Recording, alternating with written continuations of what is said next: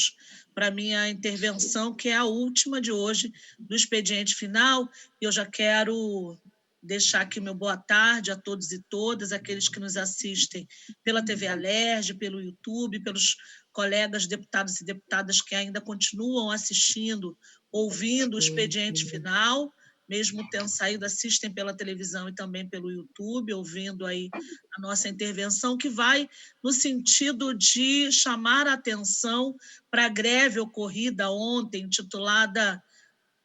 break dos apps, né, dos aplicativos, levantando um tema importante sobre a precarização extrema dos entregadores e entregadoras por aplicativo, né? Muitos deles e muitas delas, muitas mulheres, são alvos de um tratamento extremamente similar, extremamente delicado, gravíssima situação, em alguns momentos similar ou análoga à escravidão, ou seja, essas pessoas não têm nenhum tipo de regulação de horário, possibilidade de alimentação, não tem higienização adequada, lembrando que são, em sua maioria, entregadores de delivery, de alimentos, que entregam alimentação, mas, na maioria das vezes, estão com fome, não tem equipamento de proteção individual, são pessoas que estão entregues à própria sorte, né? E nós nos debruçamos sobre os números que vêm sendo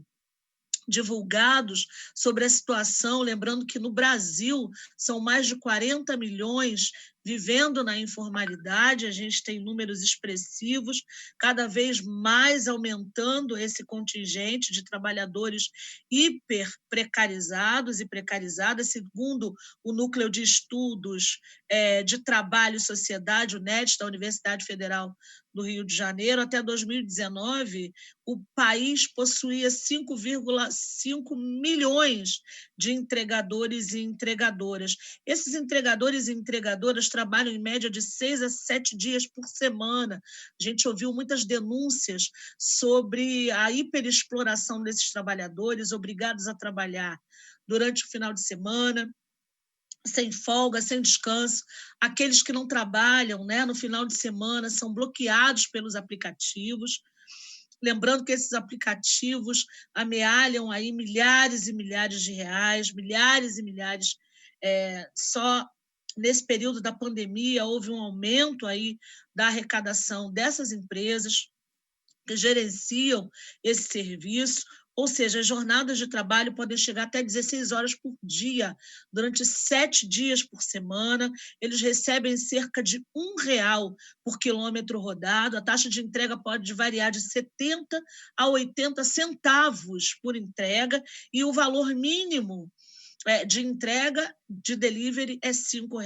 Então, é preciso olhar com cuidado. A gente tem essa baixíssima remuneração, baixíssimas condições de trabalho. Esses profissionais e essas profissionais estão expostos aí a um ambiente precaríssimo, né, nesse momento de pandemia, são alvos maiores da possibilidade de acidente, porque precisam entregar os alimentos, as entregas serem feitas rapidamente, ou seja, são alvos de muita violência,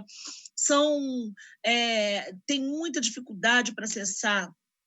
a manutenção do combustível por conta dos preços, enfim, não tem nenhum suporte das empresas, é a extrema precarização do trabalho. Então, essa situação ficou evidente agora com mais força durante a pandemia, e a necessidade que as pessoas têm de receberem as suas alimentações, os seus produtos, a partir do trabalho desses bravos trabalhadores e trabalhadoras que ontem fizeram e tiveram uma atitude histórica, fizeram história ontem, parando, sugerindo que toda a sociedade aderisse à sua luta, fazendo o break dos apps e, a meu ver, similar, né? Me lembra muito a luta de 2014, onde os garis aqui no município do Rio de Janeiro, capital do estado do Rio de Janeiro, fizeram história lutando por direitos, saindo da invisibilidade, buscando e ocupando as ruas, onde limpam todos os dias. Então, como aquele 2014 foi marcado por essa histórica greve dos garis, pelo direito dos trabalhadores e trabalhadoras por maiores e melhores condições de trabalho, para que possam exercer com segurança a sua atividade profissional, e agora também os entregadores e entregadoras, motoboys, aí dos aplicativos. Fica para nós a responsabilidade de ouvir essa categoria, de construir, chamar o parlamento para ter uma escuta mais ativa, uma escuta mais sensível à necessidade desses trabalhadores e trabalhadoras, e não poderia ser diferente. Eu, como presidenta da Comissão do Trabalho, também entendendo o que é ser precarizada em praticamente toda a minha vida, né, trabalhando aí muitas das vezes no subemprego, na informalidade, na maioria do meu tempo de trabalho, sem nenhuma condição, e agora vendo piorar com a reforma da Previdência, a reforma trabalhista, essas condições cada vez piores para a classe trabalhadora no Brasil e aqui no nosso estado, com tudo isso que foi falado hoje no expediente final, de nenhuma forma de governança para diminuir aí o impacto desse processo de pandemia, mas também das terríveis condições de trabalho dos trabalhadores e trabalhadoras aqui do estado do Rio de Janeiro, e com um recorte para essa categoria tão imprescindível, tão essencial hoje, quando nós temos que manter o isolamento social, aqueles e aquelas que podem, se manter em quarentena e receber aí o auxílio desses trabalhadores e trabalhadoras tão importantes e tão essenciais. Fica aqui a nossa força, o nosso abraço e a garantia de que esse parlamento, a Comissão do Trabalho, fica aí aberta a lutarmos juntas. Gostaria, então, de agradecer a todos que nos assistiram até agora. Fica encerrado, a partir desse momento, o expediente final virtual.